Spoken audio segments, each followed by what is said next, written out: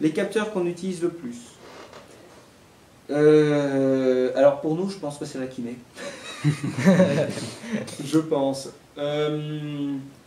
Les capteurs qu'on utilise le plus. Alors ça dépend beaucoup de ce qu'on fait. Il y a les caméras, on aime bien ça parce qu'on a énormément d'informations dans les caméras. On peut avoir de la profondeur, on peut avoir de la forme, on peut avoir de la couleur. Donc on peut savoir ce que sont les choses, on peut savoir où elles sont. Souvent avec d'autres capteurs, on peut savoir où elles sont, mais on ne sait pas ce que c'est.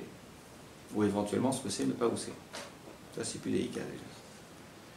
Ensuite, ça dépend, encore une fois. Si je suis dans une usine ou un tunnel de métro, finalement, des capteurs qui mesurent ma vitesse par rapport au rail et qui me disent par où je suis par rapport à la prochaine station, bon, un peu plus compliqué que ça, mais grosso modo, ça suffit. Donc là, des capteurs de position, ça peut être du GPS, ça peut être... je pense qu'ils ont juste des bornes.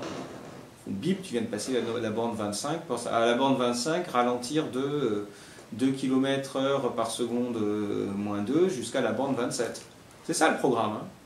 Et comme on est sûr que la borne 25 est toujours là, que la borne 27 est toujours là, et qu'on sait quand on passe la borne 25 et qu'on sait quand on passe la borne 27, ou qu'on le sait avec un intervalle de 100 millisecondes qui permet de compenser parce qu'on a tout mesuré, là on sait s'en sortir. Et là on a des capteurs qui savent faire. Le problème du capteur, c'est pas seulement capter quelque chose, c'est encore en faire quelque chose d'utile. Vous savez, je vous ai expliqué là, toute cette histoire, on veut mesurer une force en fait, on ne sait pas mesurer une force. On peut mesurer 2 positions, et moyennant 2 positions, on arrive à déduire une force. Toute la problématique du capteur, vous savez, il y a des thèses entières écrites sur les capteurs, juste sur la théorie de la perception. Des bouquins entiers là-dessus. Bon, pas celui-là, mais tiens celui-là. Oh, Handbook of Perception. Voilà, là, bon, ça c'est la théorie, mais... Vous savez, et je ne l'ai pas fait exprès, hein. On a des bouquins entiers là-dessus, celui-là est très joli, tiens. Voilà, ça vous dit tout. Bon, c'est plus austère à l'intérieur, c'est pas la question.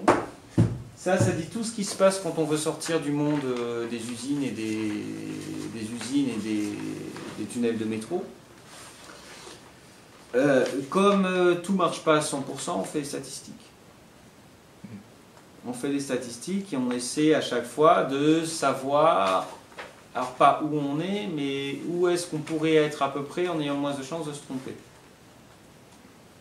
C'est très exactement ce que vous faites quand vous vous levez la nuit pour boire un verre d'eau.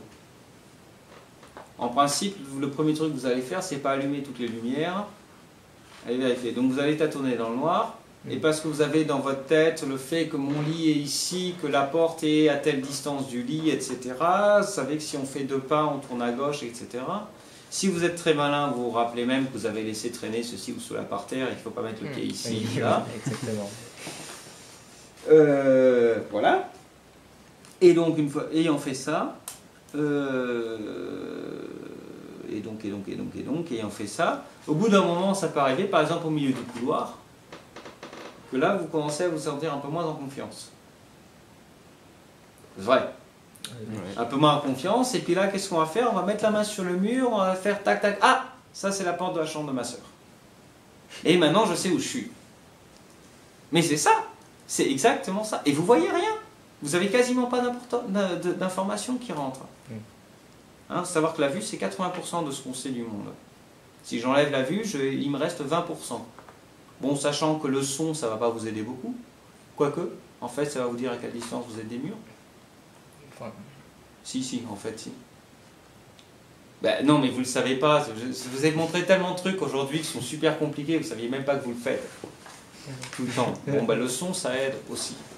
La façon dont le son se propage dans un environnement, ça vous dit quand même beaucoup de choses sur cet environnement. Si vous faites un peu de musique, c'est flagrant. Je fais pas de musique. Bon. Moi j'en fais pas mal et je peux vous dire que la reverb et la façon dont on va simuler la pièce où la musique se fait, je fais beaucoup de musique électronique. Donc à un moment donné, on veut simuler le fait que ça a été fait dans une pièce. Et il y a une science rien que pour ça. Rien que sur la façon dont le son se balade dans une pièce. La lumière aussi d'ailleurs. Exactement. Donc tout ça c'était pour parler d'odométrie, c'était pour dire que quand on se déplace dans un environnement inconnu, on reçoit des tas de données de partout de façon pas fiable.